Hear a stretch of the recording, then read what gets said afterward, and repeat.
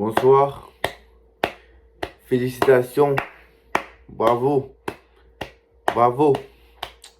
Le Paris Saint-Germain a gagné largement ce soir. Victoire du Paris Saint-Germain ce soir, 4-2 contre le SCO d'Angers, 15e de Ligue 1. Magnifique, tout a été oublié. La défaite contre Arsenal a été oubliée depuis que Paris a gagné largement 4-2 contre le SCO d'Angers.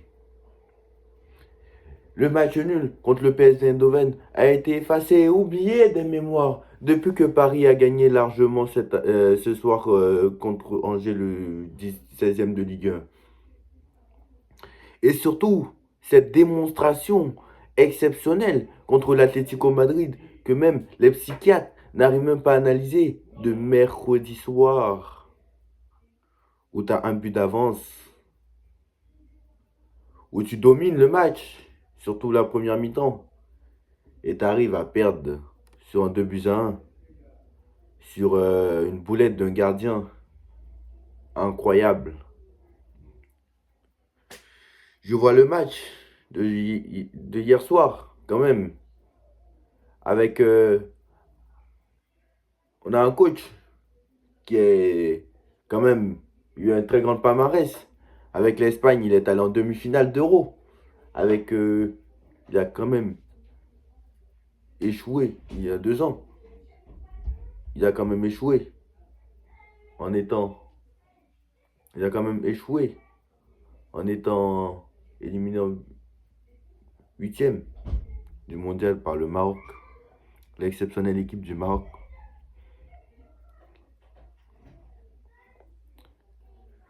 Il a aussi été en finale de la grande compétition qu'est la Ligue des Nations, où il a battu l'Italie, champion d'Europe. Félicitations.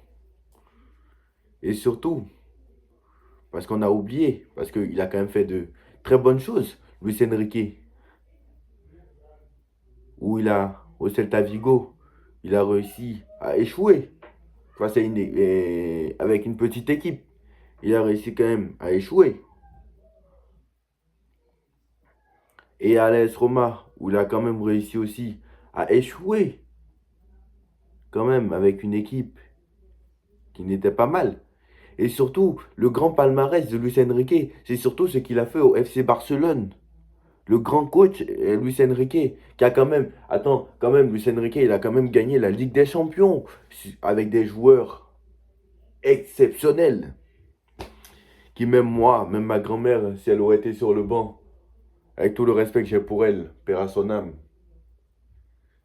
avec tout le respect que j'ai pour elle, même si elle aurait été sur le banc, ils auraient gagné, voire même fait mieux, parce que Luis Enrique avait la même équipe et a échoué contre la Juve l'année d'après. Il a failli se faire éliminer en 8e de finale de Ligue des Champions contre l'horrible Paris Saint-Germain. Paris Saint-Germain, les pleureuses, qui n'arrivent même pas à garder un score de 4 buts d'avance au Camp Nou. Et s'il n'y a pas l'arbitre, le mec il ne passe pas. On dit que Luis Enrique est habitué à faire des longs parcours en Ligue des Champions. La preuve en est, il est allé en demi-finale de Ligue des Champions l'année dernière. Mais cette demi-finale, où c'est l'arbre qui cache la forêt, en phase de poule, au l'avant-dernier match contre Newcastle, s'il n'y a pas un pénalty qui tombe du ciel, il ne passe pas. Contre Dortmund, on fait match nul.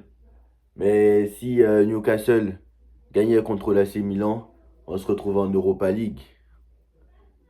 Le tirage au sort, en 8e de finale, il tombe sur la Real Sociedad, le mec, alors qu'il a terminé 2e. Ça a été le plus chanceux des coachs au Paris Saint-Germain. En quart de finale, il tombe contre le FC Barcelone, pas le meilleur des FC Barcelone. Et en plus, son ancienne équipe. Mais s'il n'y a pas carton rouge, il ne passe pas. Et c'est grâce au carton rouge qu'il est passé. Et surtout, cette élimination contre Dortmund en demi-finale, que même personne n'arrive à expliquer. Où tu domines tout le match retour, même le match aller, où tu tapes quand même 6 fois sur les montants. On aurait dit que vous jouerez à koh l'épreuve des poteaux.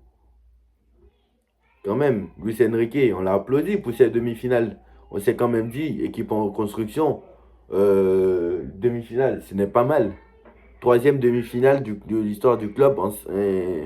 Quand même, il a fait trois demi-finales. Le PSG a quand même fait trois demi-finales en 5 ans. C'est quand même pas mal.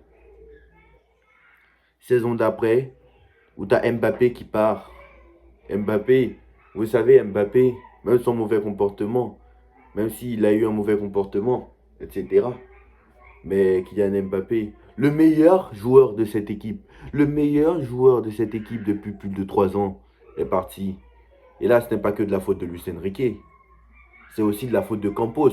Campos, quand il est venu, on nous a dit que c'était le meilleur directeur sportif de l'histoire. C'était le meilleur directeur sportif. On nous a dit quand même qu'il a failli aller au Real Madrid. Quand même. On nous a dit que c'était le meilleur directeur sportif. Et bien, si c'était le meilleur directeur sportif, je ne pense pas qu'il sera au Paris Saint-Germain.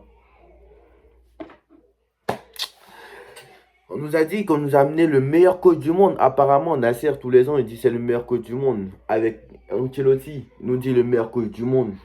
Avec Laurent Blanc, il nous dit meilleur coach du monde. Avec Tourelle, il dit meilleur coach du monde. Avec Emery, il dit meilleur coach du monde. Avec Galtier, il dit meilleur coach du monde. Avec Pochettino, il dit meilleur coach du monde. À un moment donné, Nasser aussi, je t'aime bien, mais il va falloir quand même prendre des décisions. Le prince, ça fait 100 ans que tu es là, Nasser, ça fait 15 ans qu'il est président. Mais le prince, combien de fois tu es venu au parc à Paris? La dernière fois que tu es venu à Paris, c'était en Noël pour régler la prolongation de Mbappé. C'est la dernière fois que tu es venu à Paris, le prince. À un moment donné, le prince n'est pas là. Le mec, il a un pays à gérer. Voilà. Il donne à son meilleur ami, son pote de toujours. Mais le meilleur ami, le pote de toujours, pense qu'à faire que du marketing. Voilà. Ils ont décidé maintenant de donner les pleins pouvoirs à Luis Enrique. Sauf que nous, on a un coach têtu qui pense qu'il est Guardiola. Alors que même Guardiola, quand il fait ses conneries, il se fait éliminer bêtement en Ligue des Champions. Très clairement. Donc voilà. Apparemment, on a une très très grande équipe. Avec le bon vieux Fabien Ruiz. Fabien Ruiz, qui est bon avec l'Espagne et qui n'arrive pas à mettre un pied devant l'autre avec le Paris Saint-Germain. Kolo Muani, qui est très fort avec l'équipe de France.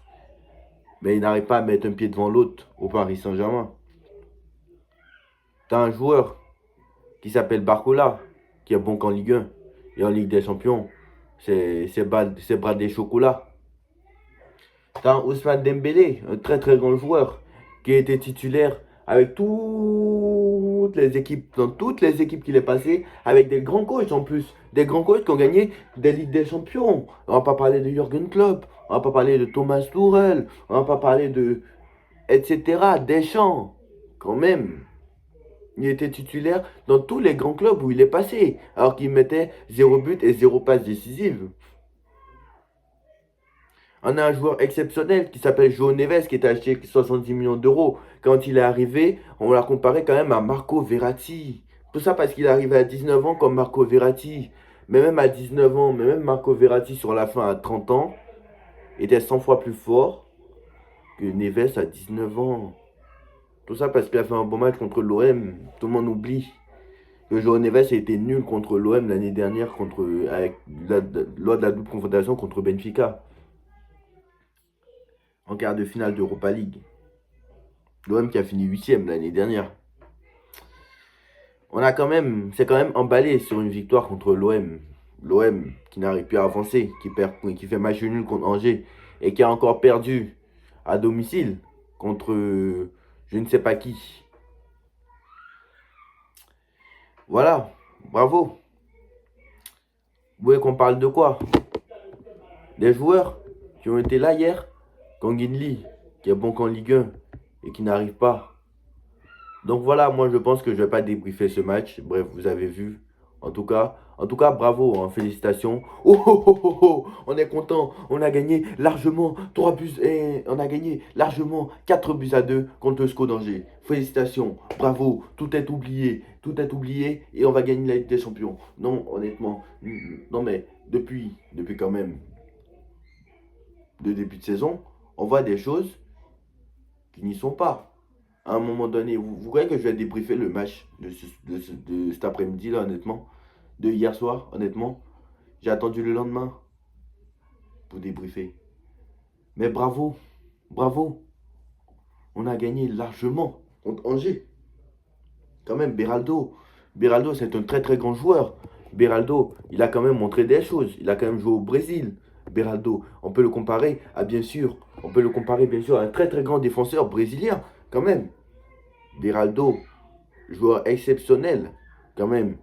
Pourquoi j'ai recherché un latéral gauche pour concurrencer Nuno Mendes si j'ai Lucas Beraldo qui est très fort quand même. Achraf Hakimi, quand même, j'ai un très grand joueur qui s'appelle Achraf Hakimi qui a montré des choses quand même. Qui a gagné la Ligue des Champions avec le Real Madrid quand même. J'ai un très très grand gardien qui s'appelle Donnarumma qui a gagné l'Euro quand même, mais qui fait des boulettes à chaque match important de Ligue des Champions. Mais voilà, il est quand même fort en Ligue 1. Donc c'est quand même pas grave. On a quand même Marquinhos qu'on ne doit pas virer parce que lui, il aime le Paris Saint-Germain. C'est quand même assez incroyable. On a un joueur qui s'appelle Fabien Ruiz. On a un joueur qui s'appelle Zaï Emery.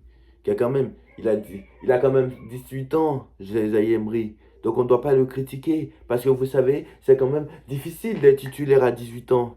De jouer tous les matchs. C'est quand même assez incroyable. Donc bravo, hein, félicitations, bravo, on a réussi à battre Angers 4 buts à 2. Bref, plus sérieusement, je pense que vraiment, ce club va pas changer. Je pense que, voilà, ils ont essayé de nous faire croire nous ont fait croire que oui, on va donner les pleins pouvoirs à Luis Enrique. Et c'est ce qu'ils ont fait d'ailleurs. Mais le problème, c'est que Luis Enrique est têtu. Luis Enrique veut mourir avec ses idées. Luis Enrique veut se montrer, il veut se prendre pour Guardiola alors qu'il ne l'est pas. Luis Enrique n'a pas de palmarès. Luis Enrique n'a rien gagné en club. Luis Enrique n'a rien gagné en sélection. Voilà, tout ce qu'il a gagné, c'était au Barça. Et avec l'équipe du Barça, même moi, j'aurais fait mieux. Voilà, très clairement. Voilà. Donc là, nos prochains matchs, on va aller jouer contre Manchester City, le Bayern de Munich, après la trêve internationale. Prions pour qu'il n'y ait pas de blessés, parce que là, maintenant, c'est la trêve internationale. Donc, prions pour qu'il n'y ait pas de blessés, parce que là aussi, parce que on ne sait jamais. Vous savez que la trêve internationale, c'est toujours compliqué. Normalement, après la trêve internationale, Gonzalo Ramos devrait être de retour.